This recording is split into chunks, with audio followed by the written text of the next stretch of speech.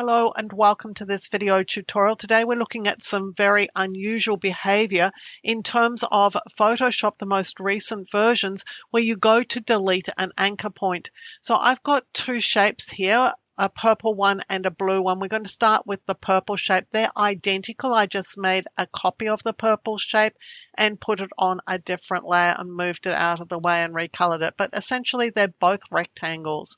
So I'm going to the delete anchor point tool here. So I'm just going to select over the delete anchor point. I've got the shape selected here, so I'm just going to click on this anchor point to delete it so that I can convert this into a triangle. It will be ultimately a right angled triangle. Well, it would if it works, and this is certainly not going to work. I'll click here on yes to turn the live shape into a regular path. And this is what happens. What happens is that I'm invited to make a curved line here, and it's really quite difficult to get it to be a perfectly straight line. So let's just leave that as it is. You can see it's a curve. Let's go to this other rectangle, and I'm going to the direct selection tool so I can select my shape. But before I go to the delete anchor point tool, I'm going up here and I'm going to click on constrain path dragging, because this is going to make the delete anchor point tool behave differently. Clicking on the delete anchor point tool, I'm coming over here to our shape. I've lost the selection, so let's just reselect the shape, and I'll click here on this corner point that I want to remove. I'll click yes to turn it from a live shape into a regular path, and you can see that this line is now running through the shape and it's turned it into a triangle, but it's a bit peculiar because this area of blue shouldn't be here. But I'm just going to click away from my shape and I get that same dialogue again. So it's like it hasn't really listened to me, or it's only half listened to me.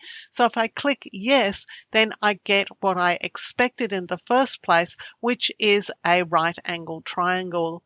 So if you're trying to delete a point in Adobe Photoshop using the delete anchor point tool, and if you don't want this curve behavior, if you want it just to fill in a straight line, then before you go and delete your anchor point, make sure to turn on constrain path dragging.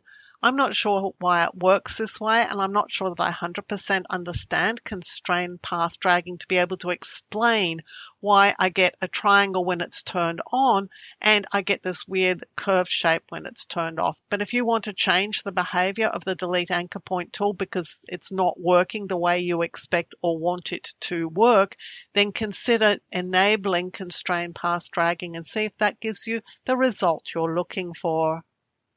Before we finish up, I have more Photoshop training at Skillshare.com. When you sign up for Skillshare, you'll get access to thousands of classes there, including over 250 of mine.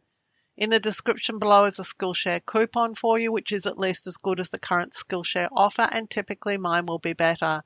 Please feel free to share this coupon with family, friends, and co-workers. I hope you've enjoyed this video and learned things about Photoshop of which you were previously unaware. If you did enjoy the video, please give it a thumbs up, hit the subscribe button and the notification bell, and you'll be alerted when new videos are released. Until next time, my name's Helen Bradley. Thank you so much for joining me here on my YouTube channel.